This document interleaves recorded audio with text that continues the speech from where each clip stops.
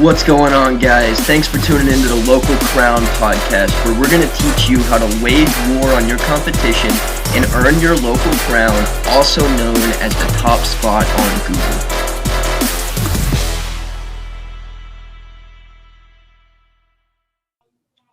So I do want to point out real quick, whenever you are a starting entrepreneur, those are really the two most important things that you can focus on is the market infiltration and the collaborations. So after pointing that out, my next question becomes, man, you had to get really good at networking, I imagine, to make all of those things happen, to get those collaborations. So how did you go about, did you have a strategic means of making connections to make those opportunities happen? That's so funny you asked that because, 1,000%.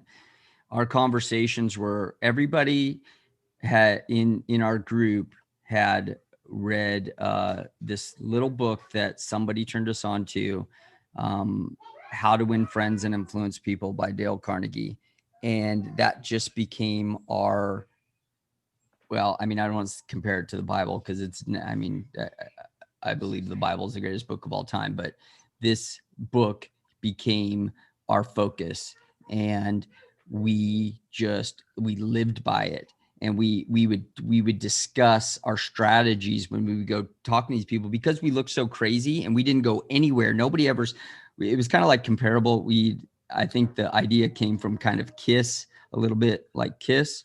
So everywhere we went, nobody saw us without our look. We didn't undress in front of people. Nobody, if we went out anywhere where people noticed us, where we were going together, we had our look on. And you can see, if anybody Googles us, you can see how crazy and weird we look most of the time. But it was crazy like a fox, right? So we would go to these places and people would underestimate us because we looked kind of stupid, and people would think, oh, these guys don't know what they're doing.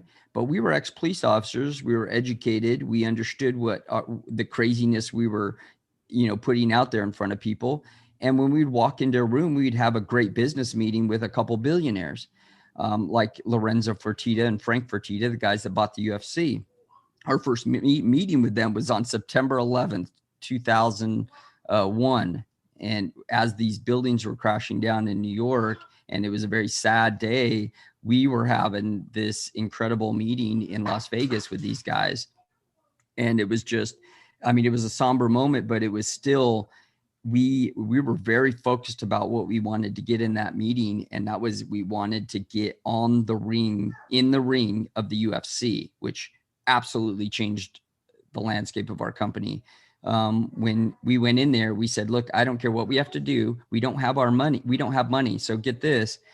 We didn't have money. We didn't have a lot of money. We were making some money, but every penny went back into the company because we were growing 300% a year. So what we ended up negotiating with them was that we would trade them clothes for the opportunity to have our logo in the ring. And so for 4 years or 5 years, they gave us the logo in the ring for just trading clothes. We would trade clothes for that opportunity. And so we really won, because we would give them clothes that they would sell at the event, and in turn they would make their money. But it was only, we were paying them maybe $3,000 to $5,000. It was like it grew a little bit. We started at 3, and maybe it turned out to be like 8,000 at the most. And eventually we started paying them cash and big money when we started making money. Eventually in 2006, we started paying them big money, but that's because we could at that time. But at the beginning, we'd pay $3,000 and we'd do that in clothing. So how do you do that? Because you have a great relationship with people, and because they believed in us, and they were championing us, and they wanted us to win. And those are just, being real with people. And it's like the only way I can explain it is those principles that are in How to Win Friends and Influence People by Dale Carnegie. It was very, very, we were very focused on how we were going to get that done, and very genuine in the same way. We weren't trying to be sneaky or anything. We weren't trying to, trick anybody. It was about, we were going in there to have real relationships, and we wanted them to be a part of it. And those guys specifically, but the fighters too, we were great friends with all these fighters. This happened across the board. Guys like Chuck Liddell, I would send him a check for $2,000 to wear our clothing in the UFC, and he wouldn't cash the checks. He never cashed a check that we sent him, and we could only afford $2,000. But it was still $2,000. He wasn't making a ton of money either in the UFC. He was still an early guy in the whole fighting game, and he helped build the sport. He wasn't making a lot of money when he would fight, but he wouldn't even cash our checks. That's how close we were with these guys. So to me, those relationships are everything.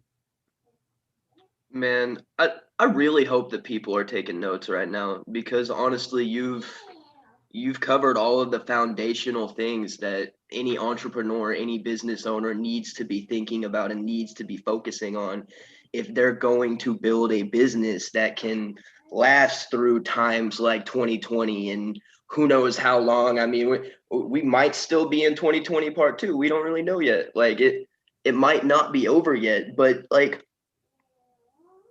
focusing on the market infiltration, being in front of the places where your audience is, building the collaborations, and then nurturing those relationships is really how you build a business that can stand the test of anything. So I just hope people are taking notes right now, man. I hope so too. I mean, it's like we learned these things as we went, but I definitely, we have to credit reading for a lot of our learning, because we didn't understand this space. We understood people, because being a police officer, you have to understand people. And I think that's what gave us an edge, as being an ex-police officers. We understood people and how to deal with people and how to not only encourage people, but I don't want to say get people to do what you want them to do. Like, that's not what I want to say, but as a police officer, you don't want to have to fight every guy that you come in contact with. And a lot of guys are aggressive, and they have, they have attitudes, and they have machismo, or as we call it. So how do you get them to do what you need them to do without, throwing them on the ground and making them do it? So you have to speak to people in a way that makes them respect you, but also show that you respect them, and come together to make that decision. And we just kind of applied it in our own way, along with the Dale Carnegie principles, and it really changed our business. Absolutely, man. I love that. And if you haven't read How to Win Friends and Influence, and you're listening to this right now, either go find the audiobook on YouTube or go order you a copy on Amazon, because it will legitimately change the way that you communicate with people, engage with people, and just how you build relationships as a business owner.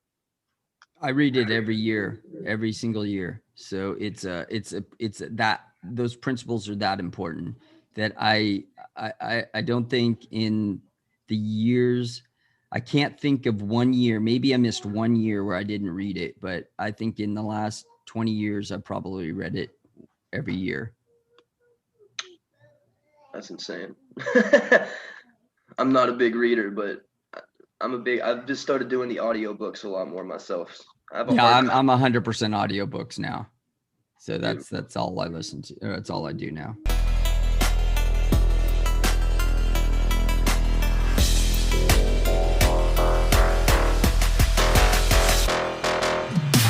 Thanks so much for tuning in. I hope you learned something. If you have questions, email us at info@thelocalcrown.com. And if you want to get featured in our publication, Inside the Empire, alongside John Lee Dumas, the entrepreneur on fire, Jayson Waller, the CEO of Power Home Solar, Sharon Lechter, Dan Caldwell, the man that started TapOut, and the limitless man himself, Kwik, for free, then head over to thelocalcrown.com/become a contributor.